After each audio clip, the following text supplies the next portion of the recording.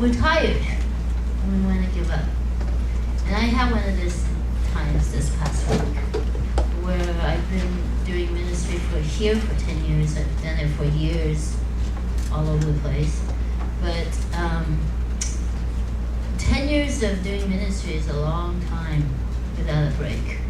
And I'm tired, and there's other situations that are going on in my life.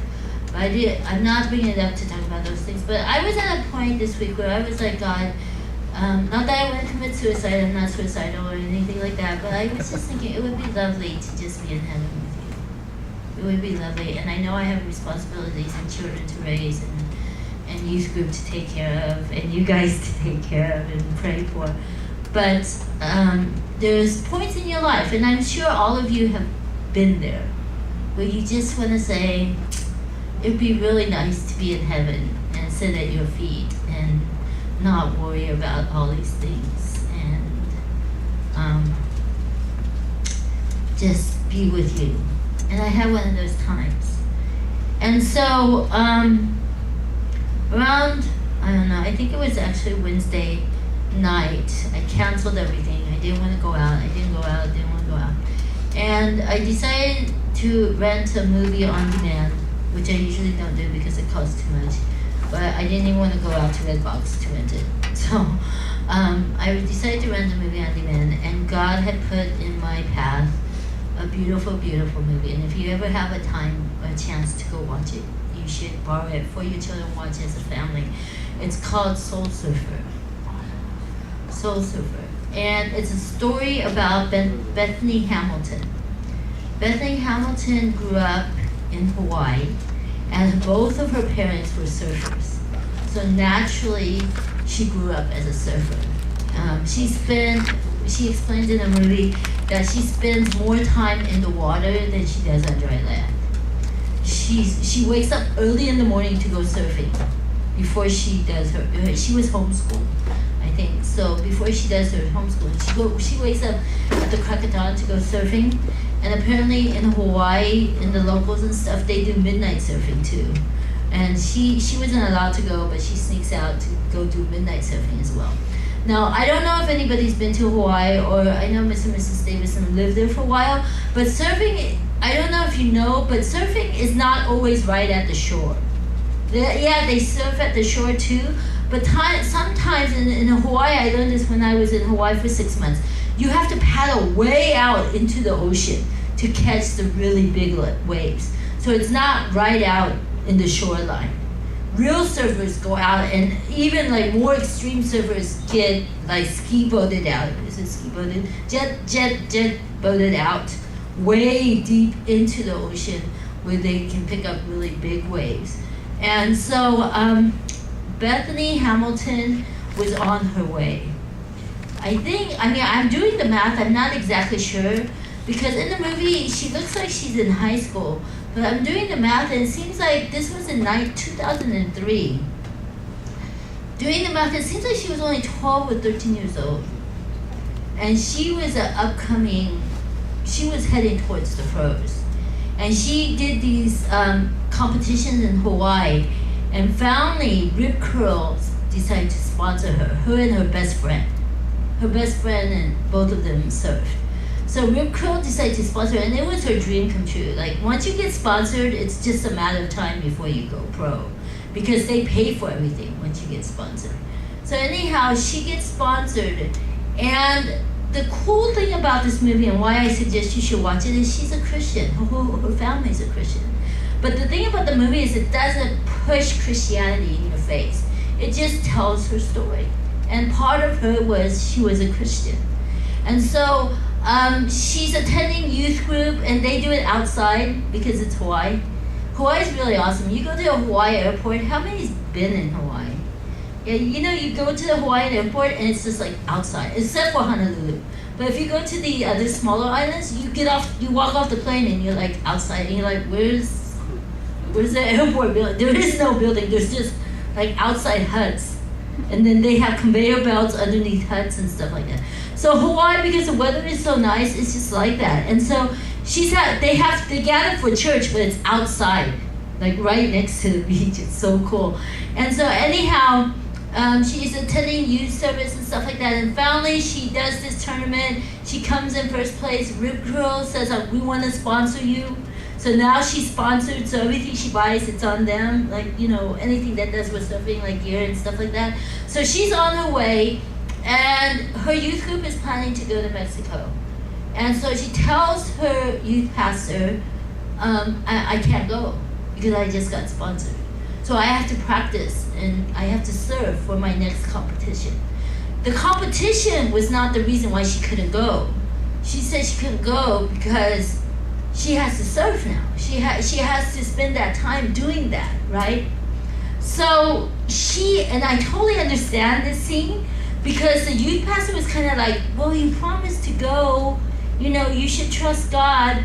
And then she's like, well, other people are going too. What's the big deal? It's not like I'm the only one. I mean, come on, I'm sponsored now, so I kind of have the responsibility to do the best I can do. I can't spend time doing something else. So I could totally get that conversation. And so, anyhow, well, she had it with her mother, but anyhow, I could totally get it. But she decided not to go. So she's practicing, she's having fun. Beautiful family, 2 older brothers. The family is so wonderful together. They go to church together. They all serve. They all encourage each other. Anyhow, one morning she decides to go out with her friend and her best friend's father and brother to go out and surf some big waves way offshore. So they paddle like way out. And they're surfing, having a great time, beautiful waves out there. If you've ever been to Hawaii, it's just beautiful. It's just, it's just, you can see down to the bottom of the ocean. Anyhow, they're out there surfing and they're just having downtime because no waves are coming up. And they're just laying on the surfboards, just chit-chatting, talking about being sponsored. She's with her best friend. Her best friend's father and brother is over on the side too. And she's just sitting on her board, laying on her board, just talking, just playing with the water with her hand. And this shark just comes and bites her arm off. Totally bites it off. And her arm is gone. And they're out. They're not on shoreline. They're out. So they have to paddle her in while she lost 60% of her blood. And she's dying because she's losing so much blood. So the father, he saved her life. He just took his shirt, said, let's get to the reef, because reef is out, further. And the reef hurts, but he stepped through the reef and pulled her in to shore, tied her up really tight with his shirt, and he used the surfboard string and just tied it off.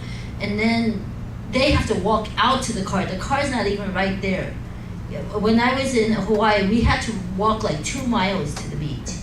Anyhow, I don't know if it was that long, but they had to walk to the car. But the ambulance still hadn't come in, so they put him in the truck, and they met the ambulance on the way. Long story short, they saved her life. She doesn't die, but she has no arm. She only has one arm. But Inside Edition says, we'll make you an arm if you do an interview. And she's like, well, if I have an arm, then it'll help me surf. All she can think about is she wants to go back and surf. Well, to make a long story short, she eventually gets out there. First time she fell, second time she was about 3 times on the board. She gets up and she's like, yeah, I can do this. And her parents videotape, try to retrain her so she could do it with one arm, show her how to get up better, how to use just the one arm to get her up, and all this way. She's like, I'm ready, I'm gonna go to regionals. I'm gonna go in the regional tournament. She goes out to regional tournament and she's trying her best, but you know what her problem is? She can't dive. She can't dive with her board. She needs to use both her arms strength to dive in with the board. So when the waves come, and you've been out there with waves, when the waves start coming in, you don't dive, you're gonna be hit right after another. She's like in a washing machine. She's tossed all over the place. So she can't get out far enough to catch the big waves. And she's in competition. So it's not that she can't get out there. If she was out there by herself, she could take her time and get herself out there. But because everybody's competing for the good waves, she can't keep up with these people. She can't keep up because she can't dive. So she comes back in and she says, forget it. I'm not gonna do it. I can't do it. And she's angry. She's angry at God. She's just angry at her situation, and she just gives it up. Well, this is when the tsunami hit in Thailand. The tsunami hit in Thailand, and her youth group decided to take a group of kids over to help during the tsunami. And so at last minute, she decided she was going to go. And she went, and she saw how devastated and how terrible it was there, how people was like, this little boy just walked up the street. He's like 2 or 3, maybe 3 or 4 years old. He just walked up the street by himself. And there's this orphanage of children where the parents are just missing. They have no idea where they are. And these groups come around the world to help these children. And she's passing out water, and this little boy that just walked up the street, she asked the leader, who is he and stuff, and it's like, he just walked up the street, but he hasn't talked or smiled since then. So she takes a surfboard, and she noticed nobody's going into the water. It's because they were all afraid. So she takes the surfboard, and she kind of surfs on the edge of the water, and she's encouraging this little boy to come. And at first, he would come just a little closer and watch her, and she would do all these fun little things, and he would come a little closer and watch her, until finally she reached out for him and said, come on, I'll help you, it's safe, it's okay. So finally the little boy came, and she put him on the surfboard, and all the other kids were watching, and all these other kids started coming out to play in the water. A devastating situation, but she brought smiles to their faces. And there was so much joy. And when she saw their joy, she thought, wow, this is incredible. And her conclusion, I can't say it exactly the way she said it, but she said, who would have thought that God would bring me all around this world and make me realize surfing is not the most important thing, but love for people is so much more important. And she was just so much in joy to be there and to serve. And it was so much more elating than her surfing, she said. Anyhow, long story short, she comes back and she comes back to all these fan letters of all these young people, old people that are going through hardships, and saying, you've encouraged me so much, because it was televised, that last tournament that she was in. And all these other associations decides, Dad, I'm going to surf again. I think what I need is something, a handlebar in my board. And so the dad picks up the board and says, like this one, he already made it. He was already thinking about it. And because of this handlebar, it could help her so she could push herself down. Well, long story short, that girl is 19 years old, 20 years old maybe now. She was 19 in this article that I read. She's 20 years old now, and she's pro. She's been surfing the world. She's been surfing everywhere. And God has given it back to her to do the thing that she loves the most. It's an incredible story. You should watch it, because it is so difficult. I mean, even when you have all your body parts, I don't know if you've ever tried surfing, but it's incredibly difficult. But she does it with just one arm. She does it with just one arm. The verse that her father gave to her, or that they recited throughout this movie, was Philippians chapter 4, verse 13.